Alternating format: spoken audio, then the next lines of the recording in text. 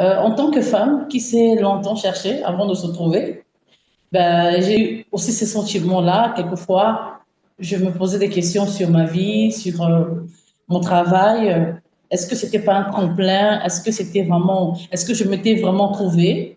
Est-ce que vraiment c'était ça? Donc voilà. Je suis maître André Mondilou, huissier de justice, commissaire-priseur. Je, je suis arrivée là par un long parcours, un parcours de combattant, on va dire un parcours difficile, où j'ai connu aussi la tristesse, l'angoisse, la peur. J'ai beaucoup pleuré aussi, j'ai beaucoup trémé. Donc voilà. Et comme je dis toujours que trouver sa place en milieu professionnel, ce n'est pas seulement avoir un emploi, mais c'est des sacrifices. C'est la patience, c'est beaucoup de choses. Je vais parler un peu de mon témoignage et puis essayer de vous donner quelques clés qui m'ont aidé, moi, à devenir ce que je suis devenue aujourd'hui. Je suis huissier de justice, tout le monde peut, enfin, je ne sais pas si tout le monde sait ce que c'est qu'un huissier de justice. Je vais essayer d'expliquer un peu.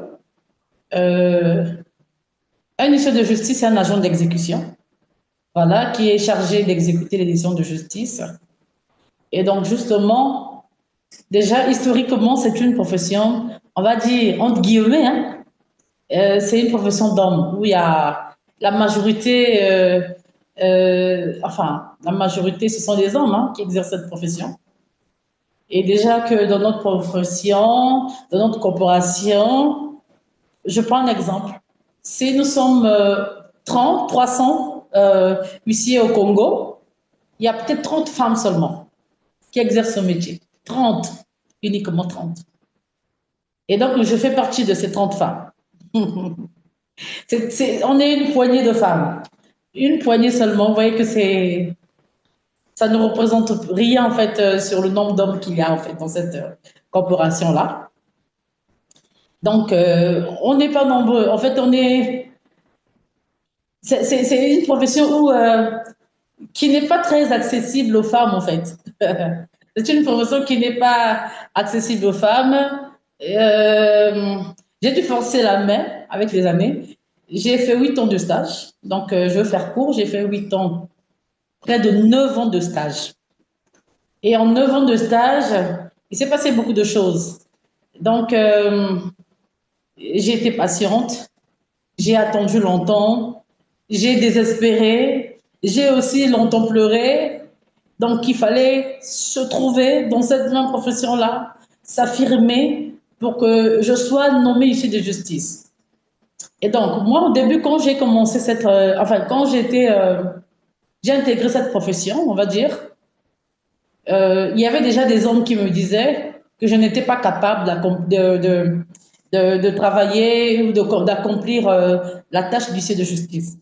Donc, il y avait déjà des hommes qui me décourageaient, qui me disaient non, écoute, toi tu es une femme, tu ne peux pas faire cette profession d'homme parce que c'est trop difficile, tu ne peux pas. Il faut changer. C'est déjà maintenant qu'il faut faire le choix pour ne pas perdre ton temps dans cette profession.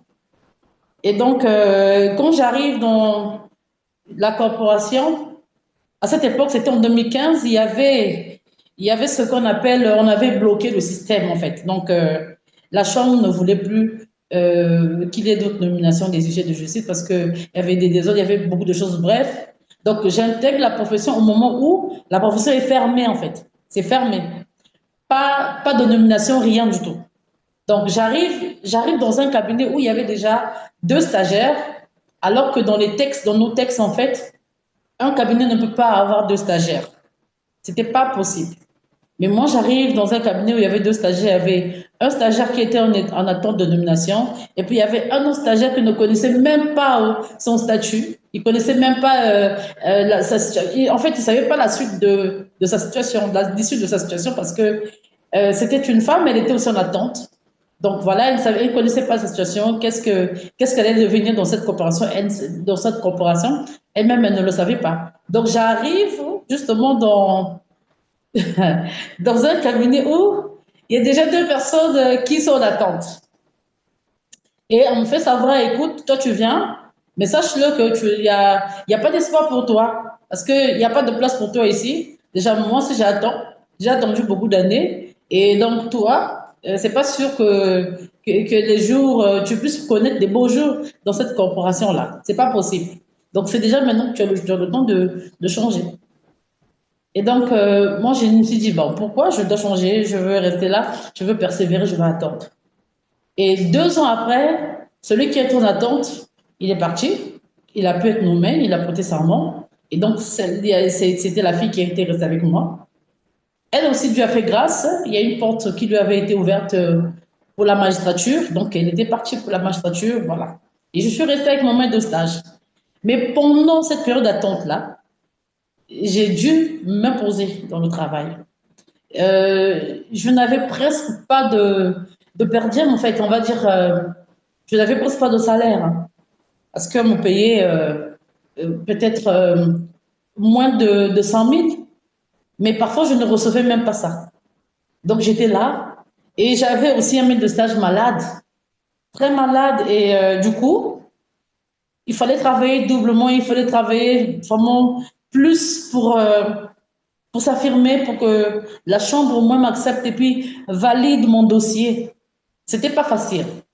Et un jour, je suis allée voir le président à l'époque, qui était là. Je suis allée le voir. Je lui ai dit, mais j'étais intéressée par cette profession, que je voulais exercer la profession du chef de justice. Il me répond en me disant, tu es une femme et est-ce que tu seras capable d'être à la hauteur? Parce que vraiment, c'est une profession d'homme. Va réfléchir. Quand tu auras eu la réponse, viens me voir et on va regarder ton cas. Il m'avait jamais rappelé. Donc, tout de suite après, quand je suis partie, il ne m'a plus rappelé. Je devais vraiment travailler doublement. Et par la suite, ils ont compris que j'étais intéressée. Ils ont compris que je voulais vraiment de ce travail-là. Je voulais vraiment devenir huissier de justice. C'est ainsi, donc, qu'ils m'ont appelé un jour pour me dire, cette fois-ci, si je voulais devenir huissier de justice, j'ai dit oui. Et donc, ils ont commencé par examiner mon dossier. Donc, 3 ans à peu près, ils ont commencé à examiner mon dossier et puis ils ont validé mon dossier et on m'a accordé ce qu'on appelle l'attestation de mise en stage. Donc, dès que j'ai eu mon attestation de mise en stage, mon maître de stage, quelques mois, va mourir. Donc, je vais être réorientée vers un autre cabinet pour continuer mon stage. Et là encore, comme j'avais déjà fait mes preuves là-bas, la Chambre nationale va organiser une activité, les 5e rencontres. Et j'avais été choisie pour être l'assistante de ces 5e rencontres-là. Et je vous assure que quand j'arrive aux 5e rencontres, je ne savais pas trop mon rôle, c'était quoi. Mais avec le temps, je me suis affirmée dans les tâches qu'on m'a assignées, auxquelles j'étais assignée. Donc, j'étais la seule fille qui faisait partie de l'équipe. J'étais seulement stagiaire. J'étais même pas encore huissier de justice. J'étais au milieu des huissiers de justice assermentés, des hommes. Je vous assure que la manière dont j'avais brillé là-bas, donc on ne voyait que moi. Je m'étais tellement affirmée qu'ils étaient obligés, ces hommes-là, de reconnaître mon potentiel. Ils étaient obligés de reconnaître que j'avais fait du bon travail. Et là, la Chambre avait pris acte et on a accéléré mon dossier au niveau de mon ministère pour que je sois nommée huissier de justice.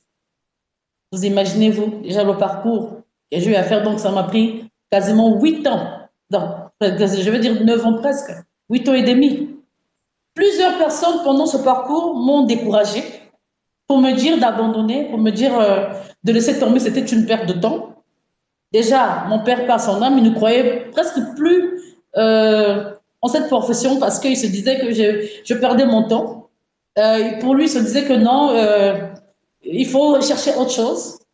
Et en dehors de ça, je cherchais aussi ailleurs, en tout temps, le temps d'attendre que la Chambre puisse examiner mon dossier. Vraiment, j'ai fait 4 fois le concours de magistrature parce que bon, je me disais peut-être qu'à l'Ustaria, la porte allait m'être fermée pour toujours et je regardais aussi ailleurs. J'ai essayé de me positionner aussi ailleurs pour ne pas perdre de temps. Je me disais, bon, peut-être que là, si on me retire mon dossier en qualité de huissier de justice, c'est pas grave, mais je peux tenter la magistrature. Je vous assure que là-bas aussi, j'ai fait le concours de magistrature, j'ai échoué 4 fois. Chaque année, je ne faisais que reprendre le concours de magistrature. J'ai même une amie qui me dit, mais toi, tu n'abandonnes jamais, tu ne laisses pas. Je dis, non, je ne peux pas laisser. Je ne faisais que refaire le concours. Bon, même si ça n'allait pas marcher, mais je dis, je veux. Donc, je trouvais tous les moyens. Je faisais les formations partout. Toute formation que je voyais, je la faisais parce que je me disais peut-être que ça va m'ouvrir une porte quelque part. Je ne me limitais pas. Donc, du coup, vous voyez, c'était un long parcours de combattant, pratiquement 9 ans pour devenir huissier de justice. Une femme, j'ai supporté tout ce qu'il fallait supporter. Et donc, vous voyez que c'était pas facile. Donc, j'ai tenu, malgré que je n'avais plus de salaire. J'allais à pied en mon lieu de stage. J'allais à pied et quelquefois, je me mouillais. Et donc, je me disais que je suis une femme. Et si on pense que je ne suis pas capable, mais je vais y arriver. Je veux mettre tous les moyens en jeu, tous les moyens en place. Je vais y arriver. Je ne vais pas abandonner. Quel que soit ce qu'on va dire, même si on vient me décourager, je ne vais pas abandonner. Je vais le faire. Et je veux prouver à ces hommes-là que moi, en tant que femme, je suis capable d'être à la hauteur. Donc, vous voyez déjà que j'étais dans un environnement un peu hostile parce qu'il y avait des hommes qui ne cessaient de me décourager. Mais laisse tomber, toi tu vois que les années passent là. Tu vois pas que tu perds ton temps et tout. Non, j'ai dit je ne perds pas mon temps. Donc déjà, par ma persévérance, par mon positionnement, ma façon de mon abnégation dans le travail et je recherchais toujours l'excellence, je m'étais déjà fait remarquer positivement par la Chambre. Toutes les chambres étaient d'accord pour que mon dossier passe. Parce que même au ministère, ce n'était pas facile. Lorsqu'il y a eu la réunion pour validation des dossiers, il y a eu beaucoup de discussions autour de mon dossier, mais qui a été heureusement validé par la suite.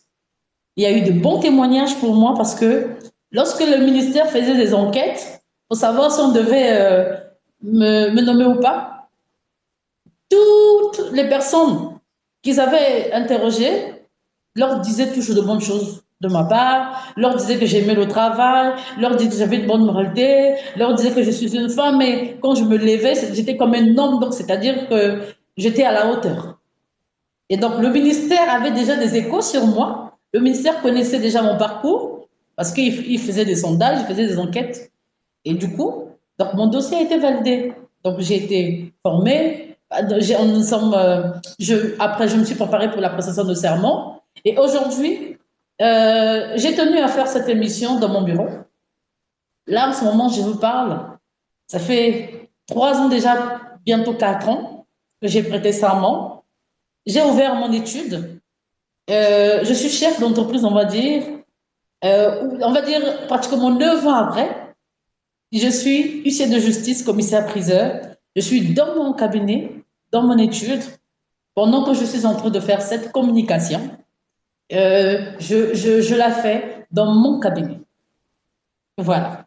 Donc, voilà un peu, sans aller dans les détails, un peu ce qu'a été mon parcours professionnel, ce que j'ai un peu vécu. Vous voyez que j'ai été découragée par tous les moyens à abandonner.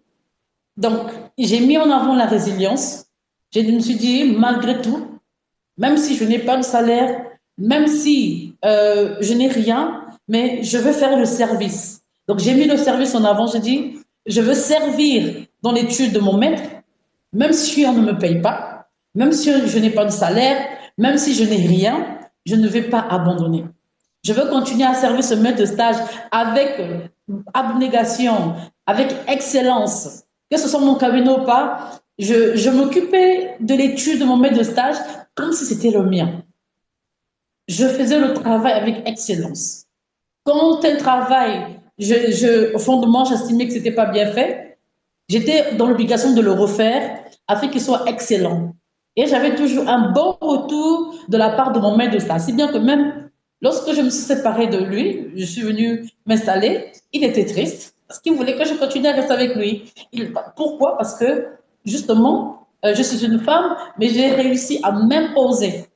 J'ai réussi à me positionner dans cette profession, on va dire, qui est exercée majoritairement par les hommes. Donc actuellement, nous sommes qu'une poignée de femmes dans cette coopération. Et vous savez, je vais vous dire quelque chose.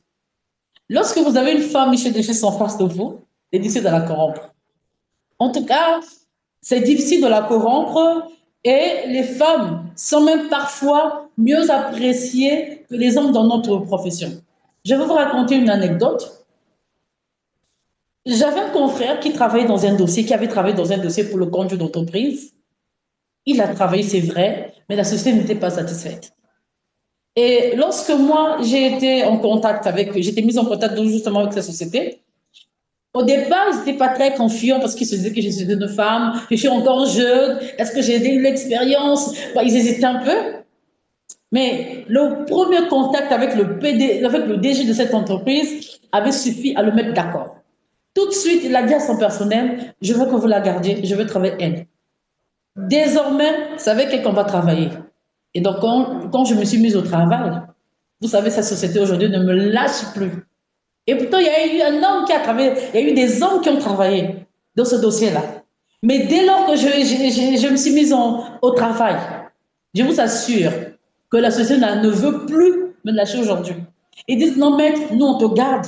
On travaille avec toi désormais, c'est toi notre huissier de justice. On ne veut plus d'autres huissiers, c'est toi qu'on garde. Et aujourd'hui, cette société ne peut rien faire sans m'avoir consulté. Non, non, non, préalable. Chaque fois qu'ils ont envie de faire quelque chose, ils me consultent, maître, qu'est-ce qu'on fait? Qu'est-ce que vous dites? Ils ont besoin de mon avis.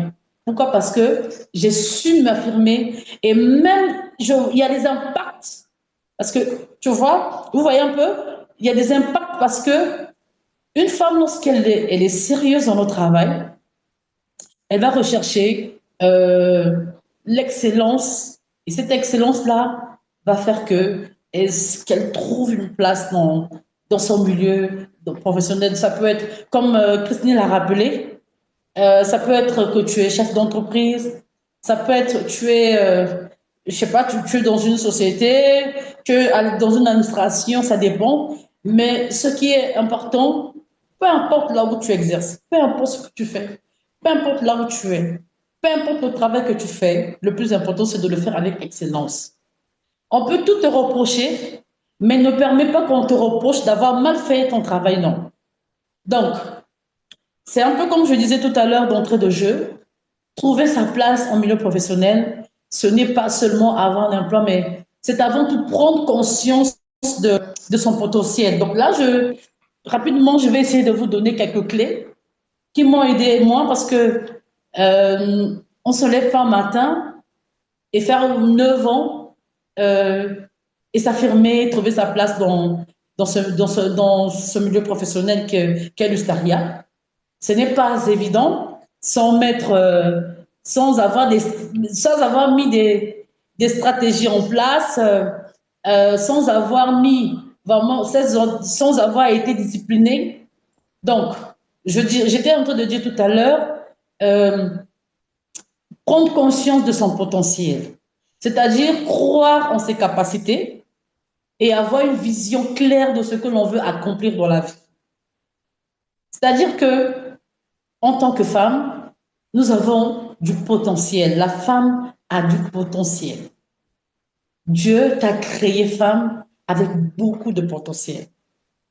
Il faut d'abord commencer par prendre conscience de ton potentiel, c'est-à-dire et avoir une vision claire de la vie. Généralement, on va dire que les femmes n'ont pas de vision. Ça veut dire qu'une femme qui n'a pas de vision, c'est une femme qui est sans destination. Comme on le dirait pour les hommes aussi, un homme sans vision, c'est un homme sans destination. Mais une femme qui a une vision claire de ce qu'elle veut faire dans la vie, ça veut dire que c'est une femme qui a une direction sûre, qui sait où elle va. Et c'est aussi se fixer des objectifs et travailler avec détermination pour réaliser son but ultime et donner du sens à son parcours professionnel. Je vous ai dit tout à l'heure que j'ai dû travailler dur pour en arriver là. J'ai dû me fixer des objectifs. C'est-à-dire les objectifs, ça pouvait aussi, je pense un exemple. Bon, j'ai des objectifs, je me dis que je fais attention à mes économies. J'économise pour atteindre un but, pour faire une formation. Je me prive de beaucoup de choses.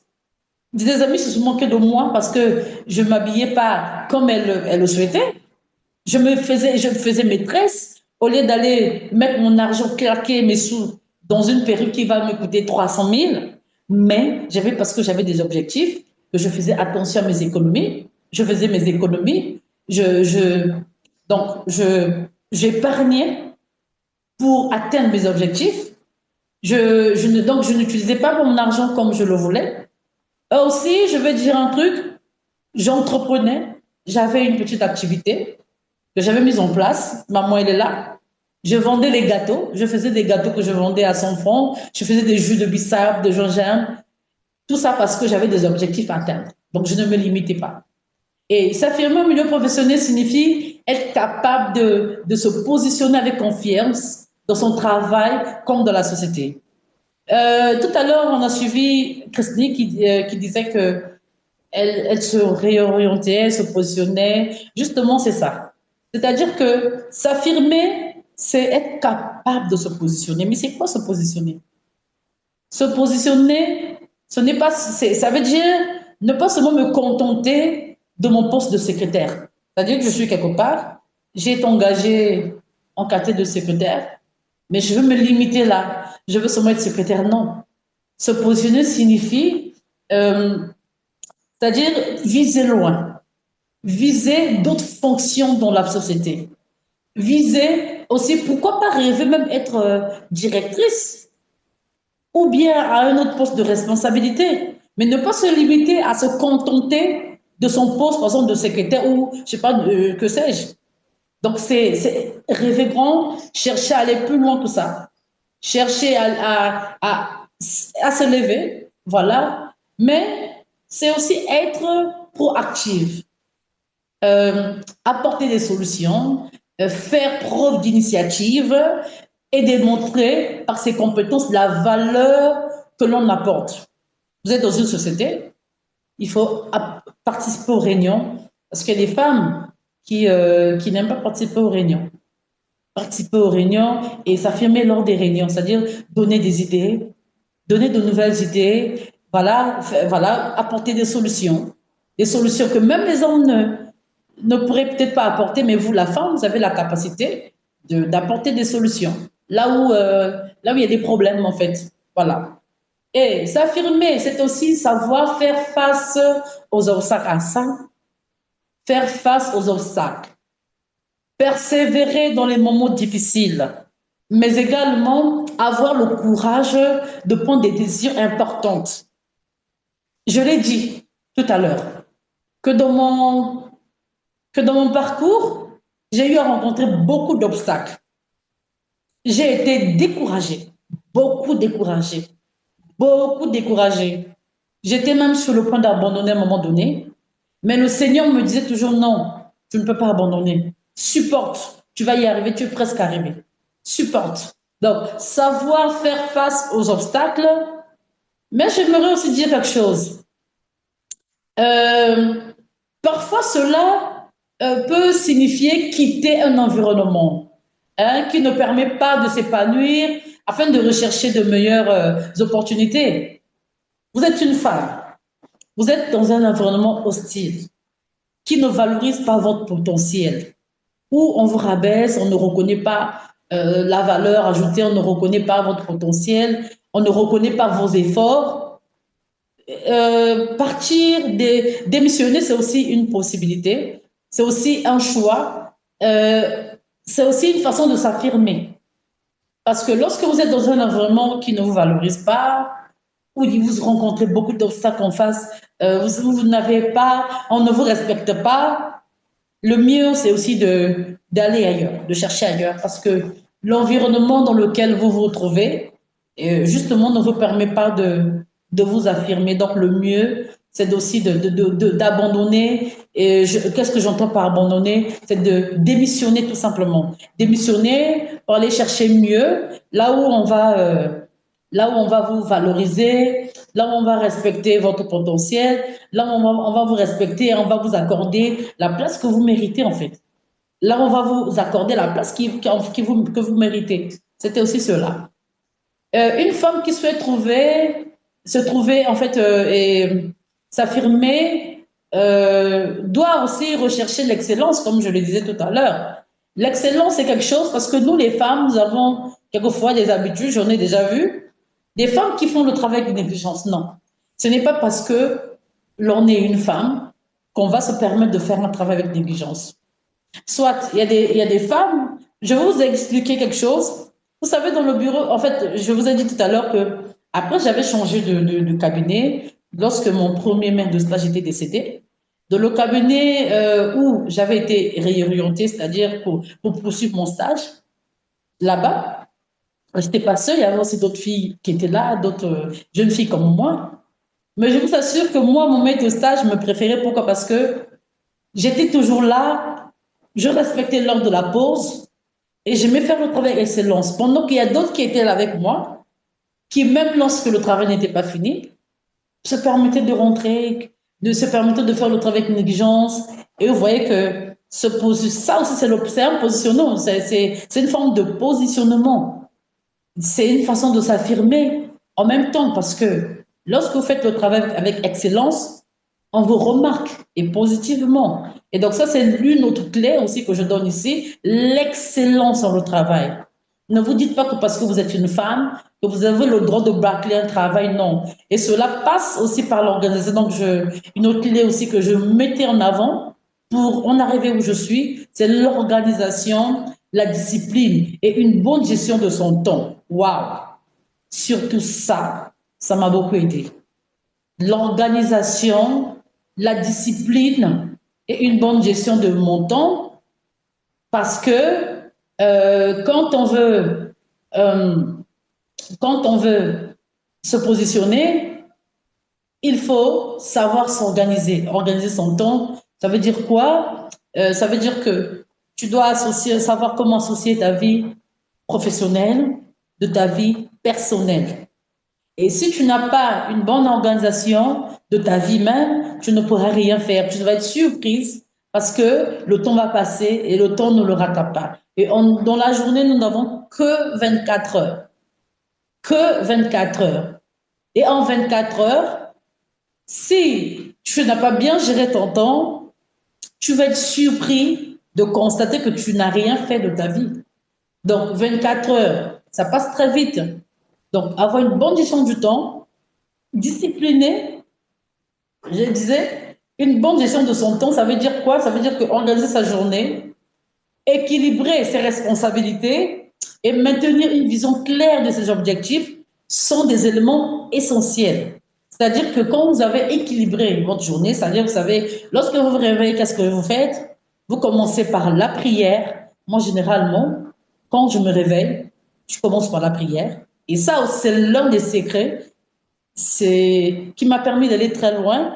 Rester connecté avec mon Dieu. La connexion dans la prière. Avoir ces heures de prière. Je commence le matin par la prière avant de sortir. Donc, je me connecte avec mon Créateur. Je me connecte avec mon Dieu. Je me connecte avec lui. Lui qui va m'équiper. C'est lui qui va m'inspirer de ce que je peux faire de ma journée. J'organise ma journée si bien que même lorsque quelqu'un m'appelle, si je n'ai pas prévu cela dans mon emploi de temps, c'est difficile que je réponde à une invitation. C'est très difficile. Lorsque j'ai déjà organisé ma journée, c'est difficile que je change parce que je veux tenir mon programme, je veux vraiment je veux veiller au bon déroulement de ma journée, de mon programme journalier. Donc j'ai un calepin. Vous voyez quand même j'ai gardé ces habitudes. J'ai un calepin où j'organise mes journées. Je peux prendre dans le mois, les journées. Je sais que telle date, je dois faire ceci. Je sais qu'à telle heure, je dois faire cela. Je sais que tel jour, j'ai rendez-vous avec tel. Donc, j'organise ma journée si bien que même, lorsque m'invite même pour prendre un pot, si je n'ai pas prévu un temps libre pour ça, c'est difficile que je réponde. Donc, je suis disciplinée. Vous voyez que donc, je mets en avant certaines priorités pour ne pas perdre du temps. Je mets en avant certaines priorités pour ne pas perdre mon temps. Quand j'organise ma journée, j'ai des priorités, mais bien évidemment, j'ai aussi des moments de détente. J'ai des moments de détente qui me permettent aussi de m'équilibrer, de m'épanouir, de ne pas être tout le temps stressé, angoissé. Voilà, quand j'ai beaucoup travaillé, j'ai des moments de détente. Et tout ça, ça veut dire avoir une bonne organisation de sa journée. Donc, la femme possède également une grande capacité d'adaptation. Ça, c'est quelque chose qu'il faut vraiment que je dise aux femmes. Parce que nous, les femmes, nous avons un problème. Nous avons parfois du mal à nous adapter. Quand on arrive quelque part, euh, on a vraiment du mal à nous adapter. Et parfois, on passe notre temps à surveiller les autres. Qu'est-ce que l'autre a apporté? Qu'est-ce que l'autre fait?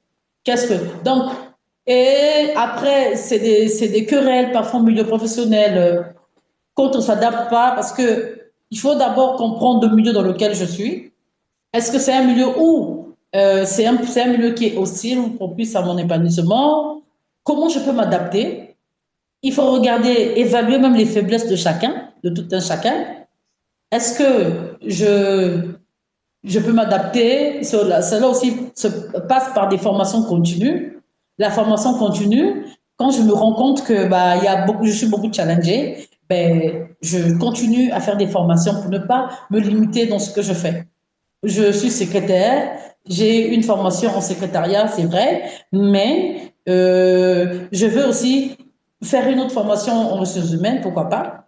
Et tout ça, c'est justement dans le cadre tout ça, c'est pour mieux m'adapter et aussi bien me positionner en fait. Donc, la femme, elle est souvent capable d'assumer plusieurs responsabilités à la fois tout en restant performante et engagée dans ce qu'elle entreprend. Mesdames, vous savez, nous avons un pouvoir que nous n'utilisons pas souvent. La femme a la capacité d'être multitâche, chose que l'homme ne peut pas faire, ne peut pas toujours faire. La femme en elle, elle a ce pouvoir-là d'assumer plusieurs tâches à la fois et bien les faire et ne pas se fatiguer. Et ça, c'est quelque chose qu'on devait souvent développer, ce côté pouvoir, ce pouvoir que nous possédons. Vraiment, c'est un pouvoir que la femme possède. Et Dieu, quand il a fait la femme, il a mis ce potentiel à la femme d'assumer plusieurs responsabilités en même temps. Oui, moi qui vous parle, je suis non seulement huissier de justice, euh, je suis également dans plusieurs associations de le club des H+. Je présente également plusieurs de ces missions. Je suis non seulement la radio Magnificat, mais j'ai aussi conférencière. Je participe à plusieurs conférences, plusieurs activités. Donc, vous voyez que non seulement j'ai une vie à moi, j'ai une vie personnelle, non seulement je suis issue de justice, mais je suis en même temps capable de faire autre chose. Donc, c'est un pouvoir que la femme possède qu'il faudrait que la femme puisse utiliser, que la femme peut utiliser et à bon escient pour surtout faire avancer, développer la société dans laquelle elle évolue.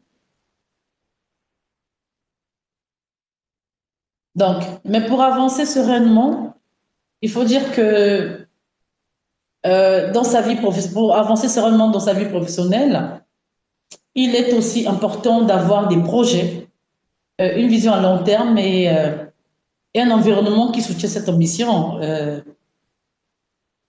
C'est évident parce que une femme qui n'a pas de projet, comme je l'ai dit tout à l'heure, c'est une femme à un moment donné à un certain moment donné, qui va se perdre, à un certain moment donné, qui va stagner, à un certain moment donné, qui ne va pas bien évoluer en fait. Elle ne va pas évoluer, elle va accepter le statu quo, c'est-à-dire que je suis secrétaire, je m'en contente, ça me suffit. C'est-à-dire qu'on me paye 100 000, bon, ça me va. Voilà, je veux me marier et bon, j'ai plus besoin d'aller à l'école, continuer, faire d'autres formations.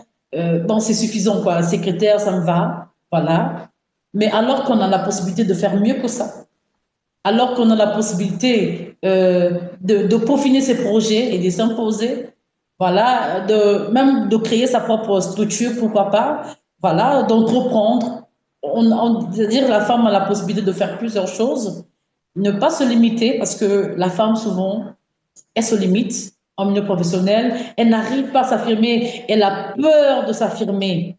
Je ne sais pas comment il faut expliquer ça, mais nous, les femmes, souvent, nous avons peur de nous affirmer. Même lorsqu'on a un potentiel, mais on a quelquefois peur des hommes qui sont là. On se dit, bon, est-ce que si je m'affirme, on ne va pas me virer? Est-ce que si je fais la lutte avec des hommes, est-ce que ça va aller? Je pourrais? Est-ce que je vais y arriver? Waouh! Non. La femme elle a beaucoup de potentiel. Et il y a aussi un autre aspect que j'aimerais soulever ici, le choix du partenaire de vie. Le choix du partenaire de vie peut également jouer un rôle déterminant. Voilà, un partenaire, en principe, il doit être un soutien et non un obstacle à l'épanouissement professionnel d'une femme. C'est-à-dire que lorsque nous sommes là, avant même de nous engager dans une relation, il faut bien voir, est-ce que cet homme qui vient, il va supporter mon travail? Moi, je fais une profession, c'est déjà une profession qui demande, une profession qui demande beaucoup de persévérance. C'est une profession où je dois être assez autoritaire, beaucoup de choses. Je vais tomber sur un homme qui va me dire, bah, écoute, toi tu es huissier de justice, mais lorsqu'on va se marier, je ne veux plus que tu exerces. Il va m'interdire, en ce moment-là, il va devenir un obstacle à ma profession. Il ne va pas m'aider à m'épanouir. Oh, alors qu'il est censé être là pour m'encourager. Donc vraiment, le choix du partenaire de vie, c'est aussi très important pour une femme qui veut vraiment se positionner, qui veut s'affirmer, parce que si j'ai un partenaire qui me combat, qui m'empêche d'avancer, un partenaire qui ne m'aide pas, qui n'est pas un soutien pour moi, qui n'est pas un appui pour moi, ça va être difficile. Ça va être difficile, c'est pourquoi vous voyez qu'il y a beaucoup de femmes ici qui n'arrivent pas à s'affirmer, quelque part parce qu'elles ont fait un mauvais choix, elles sont tombées sur des partenaires qui sont un obstacle pour elles. Elles sont tombées sur des hommes là qui s'imposent même de leur vie professionnelle, si bien qu'elles se disent, bon, moi, j'ai un homme, c'est vrai qu'il est là, mais il ne me soutient pas, donc je ne peux pas aller loin, je peux me limiter là, donc me contenter de ce salaire de 100 000 qu'on me donne. Je ne peux pas aller chercher mieux, ben, je suis là, donc voilà, elle se contente, elle accepte cette réalité-là, parce que le partenaire qu'elle a ne l'aide pas à s'épanouir, ne l'aide pas à aller plus loin que ça. Voilà. Donc, et s'agissant des femmes mariées, il faut dire, je veux dire quelque chose. Pour une femme mariée qui veut s'imposer, qui veut se trouver, qui veut s'affirmer dans son travail, cela passe par un dialogue sincère et constructif avec son conjoint. C'est-à-dire, il est important d'expliquer la nature de son travail, ses ambitions et les exigences même de sa profession, afin de construire un équilibre basé sur la compréhension et le respect mutuel. Vous êtes une femme. Ça ne sert à rien de se disputer avec son homme, mais simplement lui expliquer, ah chérie, écoute, moi je fais tel travail, ce travail consiste à ceci, en cela, je commence à telle heure, je dois finir à telle heure, voilà. Et pour éviter beaucoup d'incompréhension de le foyer, quelquefois, pourquoi il y a des hommes qui, peut-être pas assez riches en obstacles, mais pourquoi il y a des hommes qui ne s'investissent pas dans la profession de leur femme ou dans le travail que leur femme accomplissent? C'est justement parce qu'il y a peut-être cette mauvaise communication.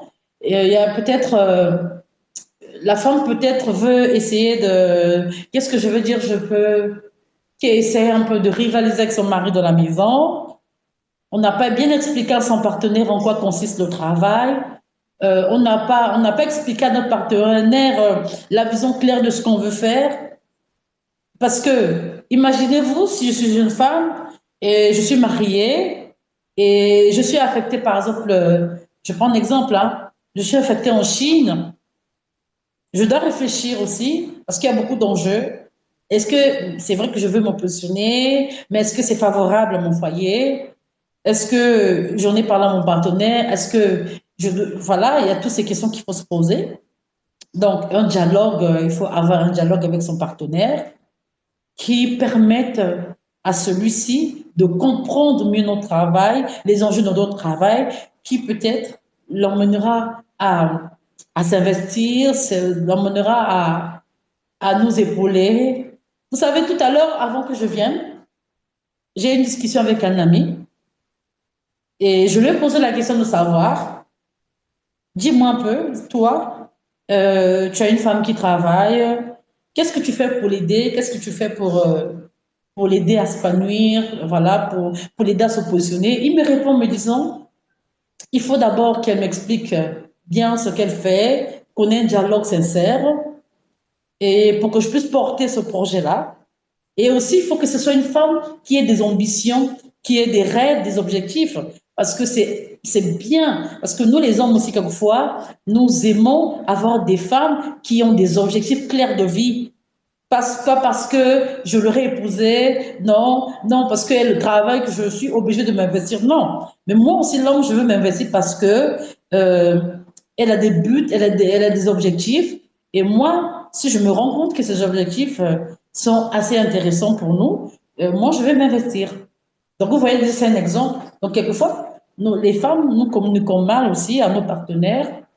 Et il faut aussi trouver des stratégies, hein, à ce que le mari aussi, emmène aussi notre partenaire à aimer notre travail, même s'il ne l'aime pas au début, mais l'emmener à aimer notre travail et l'aider aussi à nous booster, à nous positionner. Parce que ton mari aussi peut aussi t'aider, il peut aussi t'aider à rédiger un CV, il peut aussi t'aider à faire beaucoup de choses, il peut aussi surveiller les enfants, pendant que toi tu vas aller faire une formation quelque part. Voilà, donc tout passe par le dialogue, ça ne sert pas d'être arrogante, ça ne sert pas d'injurier son mari parce qu'on veut aller loin, si son mari ne veut pas. Mais il y a plusieurs manières aussi de l'emmener à nous aider. La femme, elle est douce et avec la douceur, la voix douce, je pense que l'homme aussi, à un certain moment donné, aussi, il peut s'emmener à s'intéresser à ce que nous faisons. Est-ce que les femmes sont là? Est-ce que vous pouvez mettre dans le chat, ça se passe bien? Voilà, donc justement, je disais pour les femmes mariées, ça ne sert à rien de se chamailler avec son homme. Non, une bonne discussion, un bon dialogue, ça va aider. Ça va aussi, ok, ça va aussi aider une femme à amener son mari à s'intéresser à ce qu'elle fait. Si vous êtes entrepreneuse, vous êtes, par exemple, vous voulez entreprendre et à vous de présenter votre projet à votre mari. Et il se pourrait qu'il investisse. Aussi, il y a plusieurs formes d'investissement. Il peut aussi t'aider à trouver des partenaires. Il peut aussi t'aider. Donc, voilà un peu communiquer avec son homme, ne pas le laisser de côté parce que non, je veux me positionner. Non, mais il faut le faire ensemble parce que quand on est marié, ça veut dire, ça suppose on est partenaire de vie. On forme une seule personne et il faut trouver des bons moments aussi pour en parler à son homme, trouver un bon moment pour lui en parler. Voilà, je pense qu'une femme qui est assez respectueuse, une femme qui parle aussi d'un ton doux à son mari, ben, il finira par le convaincre. Voilà. Donc, c'est justement toutes ces clés que j'ai mis, en fait, ces clés, ces quelques clés, en fait, il y en a beaucoup, mais on n'a pas le temps pour toutes les épingler. Je pense que celles-là permettront à une femme de s'équiper ce soir et de se repositionner. Voilà, parce que il faut savoir une chose, s'affirmer en milieu professionnel, ça demande beaucoup de courage, la discipline, comme je l'ai dit, une grande confiance en ses capacités. Voilà, j'allais aussi dire qu'une femme de donc, j'allais aussi dire à une femme de choisir aussi de ses amis, c'est-à-dire être bien entouré, avoir un bon entourage, parce que ça aussi, ça passe par un bon entourage. Quand tu as de bons amis, tu es bien entouré aussi, tu peux avoir aussi des amis qui puissent aussi t'aider à bien te positionner, à t'orienter, à t'affirmer, parce qu'il y a ce qu'on appelle la confiance en soi. Ce qui fait peut-être que les femmes n'arrivent pas à se positionner parce qu'elles ont un problème de confiance. Il faut travailler sa confiance en soi, il faut vraiment travailler ça. Et si vous n'arrivez pas à travailler cela vous-même, vous avez la possibilité de faire recours à un mentor, à un coach qui va vous aider. C'est très important le mentorat parce qu'une femme qui va aller très loin, qui veut s'orienter, il faut qu'elle ait un mentor. Il faut qu'elle ait un coach pour l'aider, voilà, à s'assumer, pour l'aider à aller plus loin que ça, pour l'aider à avoir confiance en elle. Parce que moi aussi, c'est ce que j'ai dû faire. J'ai dû lire des livres de mentorat qui m'ont boosté parce que c'est ça, la confiance en soi. Il faut vraiment avoir confiance. Les hommes, vous savez, nous, on a un problème, les femmes. Un homme et une femme devant un emploi, ils n'auront pas la même attitude. Si vous présentez un emploi ou une offre d'emploi à une femme, généralement, elle va d'abord se mettre à réfléchir. Est-ce que je suis compétente? Est-ce que est-ce que je suis capable? Est-ce que je peux le faire? Est-ce que... Mais quand vous allez présenter la même chose à un homme, tout de suite, il s'engage d'abord. Il va se poser la question plus tard. Est-ce que je peux... Ça, c'est sur le temps, en fait. Il apprend sur le temps. Il se lance d'abord. Mais nous, les femmes, quelquefois, on réfléchit et quelquefois, on choisit. Je vous ai dit tout à l'heure que moi, c'est vraiment difficile de parler le soir, mais lorsque j'ai intégré la corporation des juges de justice, j'ai intégré cette profession en tant que collaboratrice, secrétaire collaboratrice. Donc, si j'avais réfléchi quand on m'avait fait cette proposition-là, si j'avais attendu qu'on me propose tout de suite un bon travail avec un bon salaire, je ne serais pas devenue ici de juste aujourd'hui. Non. Je me suis lancée sur le tas. Je ne savais même pas comment utiliser un ordinateur. Lorsque je suis allée pour le test, on m'a posé la question si je savais utiliser l'ordinateur, j'ai accepté. J'ai dit oui, je sais. Et vous êtes compétente? Oui, je peux le faire. Mais vous savez ce que j'ai fait? Le même soir-là, je suis allée chercher un ami qui avait un ordinateur. Je lui ai dit, montre-moi comment on utilise l'ordinateur. Je n'ai accepté. Le reste, c'était pas mon problème. Mais si j'avais refusé cette proposition, si j'avais refusé cette offre, je n'allais jamais devenir ce que je suis devenue aujourd'hui. Donc, je me suis lancée sur le tas, j'ai appris et c'est parti jusqu'à aujourd'hui. Je n'ai pas refusé, j'ai accepté, j'ai accepté.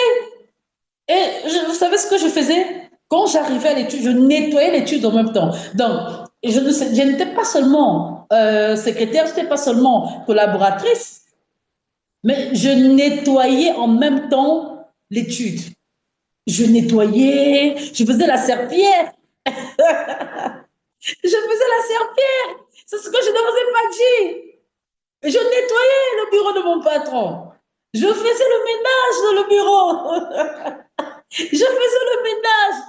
Je vous assure, les chères dames, je faisais le ménage dans le bureau. Donc voilà un peu ce que je tenais à dire sur mon expérience. Voilà, et j'aimerais dire à une femme ce soir que tu es forte, tu es courageuse. C'est avec beaucoup d'humilité que je vous ai partagé mon parcours dans l'espoir que cela puisse inspirer une femme ce soir, dans le but que cela puisse aider une femme à croire en elle, à croire en ses ambitions, à oser poursuivre son chemin. Et dites-vous que vous êtes capable d'accomplir n'importe quel travail. En fait, je dis toujours qu'il n'y a jamais, maintenant c'est mon slogan, il n'y a pas de métier d'homme. Tout métier est métier et tout le monde peut le faire. Et dans le métier, en matière de métier, il n'y a pas de genre. Que non, ce métier est réservé pour les femmes, que ce métier est réservé pour un homme. Non, ne soyez pas limités. Ne vous limitez pas. N'acceptez pas qu'on vous dise que vous n'êtes pas capable d'accomplir quelque chose. Moi, on me l'avait dit, j'ai refusé cela. J'ai dit non, je suis capable de tenir, je suis capable de le faire et j'irai jusqu'au bout.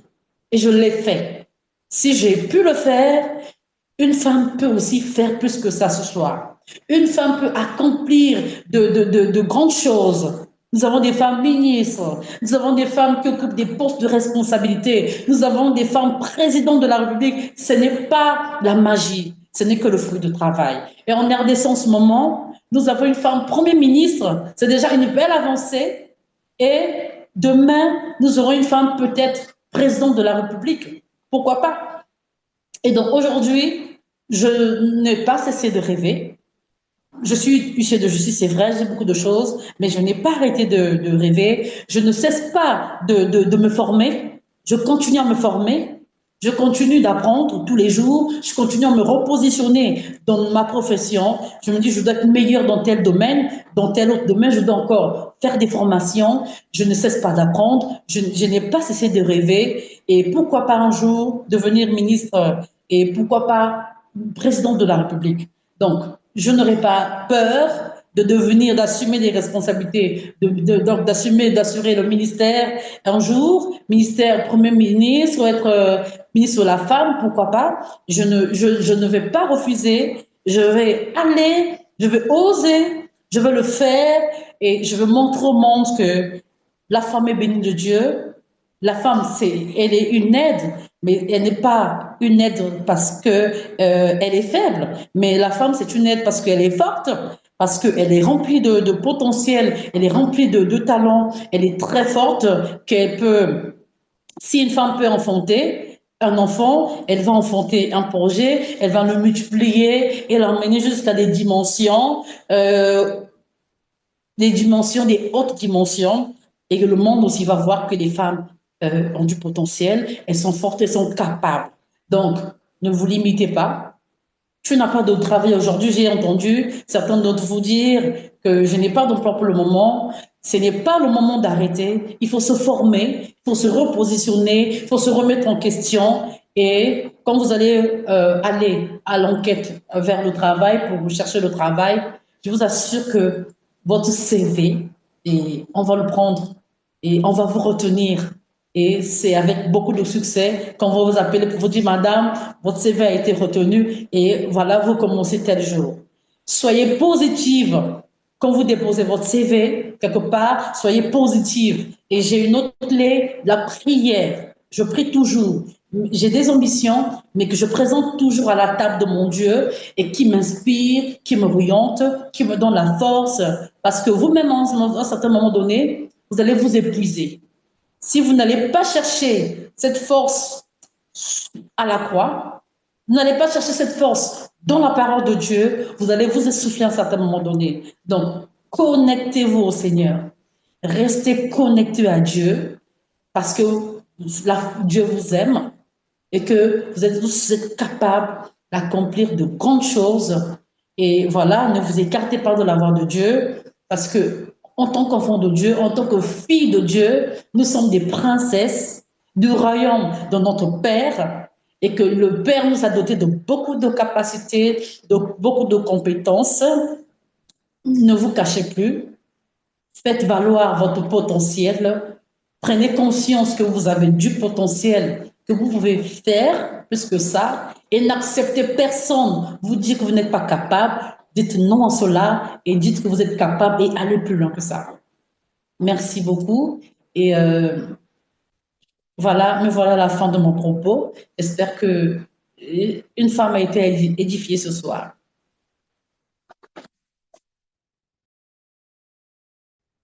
Oui, j'aimerais dire à une femme de rester connectée au Seigneur parce que vous ne pouvez pas être excellente si le Seigneur ne vous a pas équipé lui-même. Demandez au Seigneur de vous équiper, demandez au Seigneur de vous aider à avoir une vision claire de la vie si vous n'en avez pas et ne vous limitez pas, ayez des objectifs clairs et avancez. Des obstacles, il y en aura, mais que cela ne vous fasse pas reculer. Et soyez excellente dans tout ce que vous faites. On peut tout vous reprocher, mais pas votre travail bien fait. C'est ce que je tenais à dire à une femme ce soir. Et dire aussi à une femme elle est une princesse, une guerrière. Elle est capable de tout accomplir. Même lorsqu'on dit ce n'est pas possible, mais une femme, elle a les possibilités, elle a le potentiel de tout accomplir dans la vie et bien le faire. Merci. Merci, merci.